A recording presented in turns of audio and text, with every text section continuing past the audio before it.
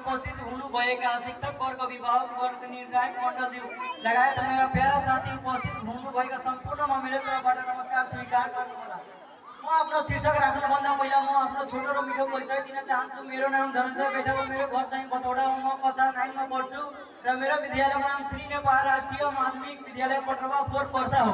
अब म आफ्नो शीर्षकतर्फ लाग्न गइरहेको छु। मैले लागेको शीर्षक साइबर अपराध रहेको छ।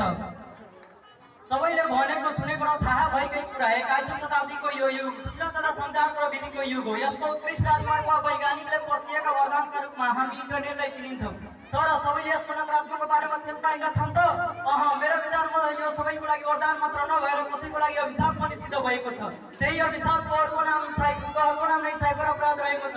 इन्टरनेट माध्यमबाट विभिन्न विद्युतीय उपकरणहरूको प्रयोग गरेर जस्तै मोबाइल, कम्प्युटर, ल्यापटप इत्यादि वस्तुहरूको प्रयोग गरेर गरिने कुनै पनि अपराधलाई साइबर अपराध भनिन्छ। उदाहरणका लागि कुनै एक व्यापारीले अर्को व्यापारीसँग रिसावी भएमा उसले इन्टरनेट माध्यमबाट उसको गोपनीय गतिविधि हेर्न सक्छन्। यही पारदर्शिताका कारण आज कतिपय व्यापारीहरूको अप्ठ्यारोमा परेका छन्। कुनै व्यक्तिले चाह्यो भने आफूलाई रिस उठेको व्यक्तिको इन्टरनेट माध्यमबाट चरित्र हत्या पनि गरिदिन सक्छन्। यस्ता अपराधहरूका कारण समाजमा थुप्रै समस्याहरू निम्तिएका छन्। यस्ता अपराधहरूका कारण व्यक्तिको इज्जत, मान, प्रतिष्ठा मात्र नभएर व्यक्तित्व विकासमा पनि नकारात्मक असर परिरहेको छ। यसले व्यक्ति-व्यक्तिबीच झगडाको भावना उत्पन्न गर्छ भने समाजमा विकृति र परिवारमा भूप ल्याउने काम पनि गरेको छ।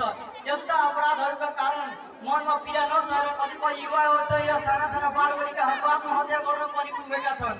यस्ता अपराधहरूका न्यूनीकरण गर्नको लागि नेपाल सरकारलाई यो बुझ्नु आवश्यक छ कि अधिकांश मुलुकमा पुरुषभन्दा बढी महिलाग्रस्त भएको पाइन्छ। पुरुष र महिला आफ्नो विचारधारा पूर्ण रूपमा व्यक्त गर्न नसक्ने भएकाले उनीहरू यस्ता कुराबाट डर्छन् कि यस्ता कुराबाट हाम्रो इज्जतमा दाग लाग्छ कि भनेर त्यसैले यस्ता कुराहरूबाट उनीहरू डरिरहेका छन्। त्यसैले नेपाल सरकारलाई यसको बारेमा सूक्ष्म रूपले अध्ययन गर्नु निकै आवश्यक रहेको छ।